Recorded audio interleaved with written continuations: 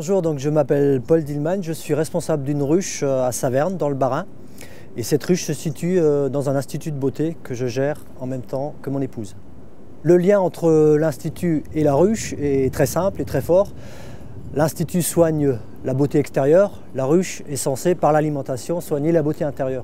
Soigner l'extérieur sans soigner l'intérieur, on ne soigne pas grand-chose. Je ne veux pas dire que l'institut avait besoin de la ruche ou la ruche a besoin de l'institut, mais c'est deux choses qui vont très bien ensemble.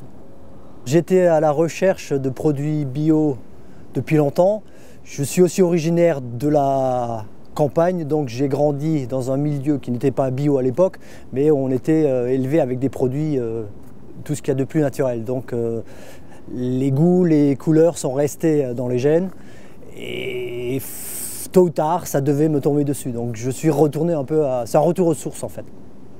Voilà pourquoi l'intérêt des ruches. Ça s'est fait un peu par hasard par les médias locaux, un journal en l'occurrence, et de fil en aiguille, le projet a mûri et puis la ruche attend les abeilles. La ruche pour moi ça doit être un lieu de vie, ça doit être un lieu où on crée du lien social, pas seulement échanger, acheter des produits bio, mais aussi échanger sur la façon dont on les fait, c'est-à-dire avec les producteurs, la façon dont on les consomme. Donc entre abeilles, on s'échange les bonnes recettes. Ça va aussi au-delà, ça peut être, c'est aussi un moyen de communiquer sur d'autres sujets. Tout ce qui se passe en fait, ce qui se passait en fait dans le temps, dans les villages, sur les places des villages. Donc ça peut être de l'animation musicale, culturelle, artistique, pas seulement gastronomique. Je crois que c'est général, c'est dans tout métier ou dans tout produit, il faut y croire, il faut avoir envie de le faire. En fait, il faut se l'imaginer avant de l'avoir faite. Il faut l'avoir déjà pleine de ruches, pleine de fleurs, pleine de gens qui butinent.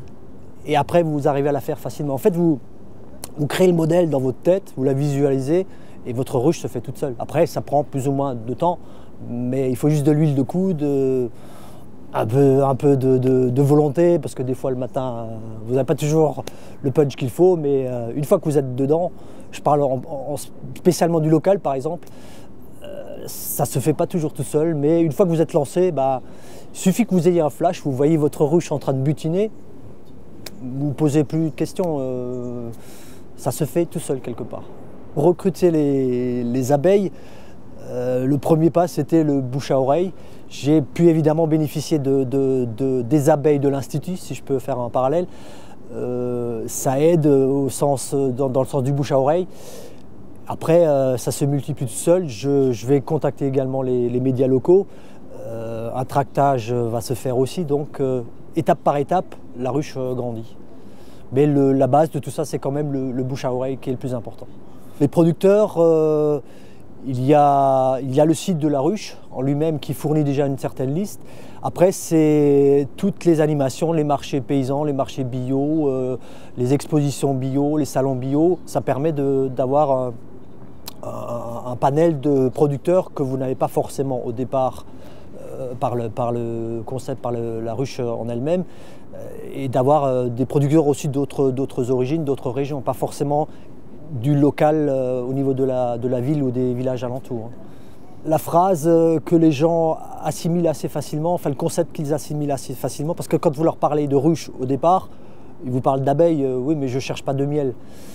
Donc je parle souvent de points relais. Vous cherchez des produits sains, moi j'ai les producteurs qui font des produits sains, bio ou sains ou naturels. Les gens arrivent à le visualiser, à le matérialiser, donc mais ça marche comment? Après, les questions fusent, donc c'est parti.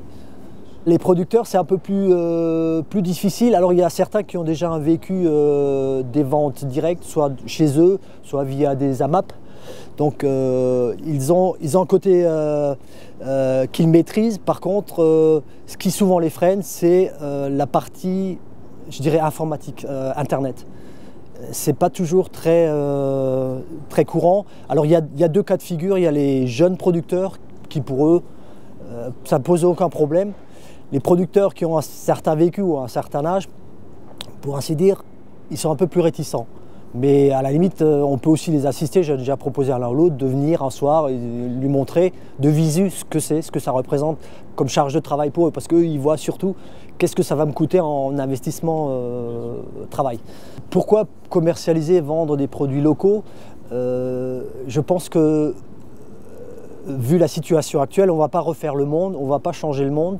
Quoique, une petite abeille, plus une petite abeille, plus une petite abeille, ça peut changer la façon de gérer un pays, par exemple, ou de faire fonctionner un pays. Parce qu'on ne va pas relocaliser des industries du jour au lendemain. Par contre, on peut faire nous-mêmes des choses qui ne seront pas délocalisables. Et c'est ce qui est valable pour la ruche, pour l'alimentaire, ça peut être valable pour d'autres choses. Donc, quelque part, on est des précurseurs enfin, j'espère bien qu'on sera des précurseurs et qu'il y en a d'autres qui vont copier ce modèle-là pour d'autres produits. Voilà.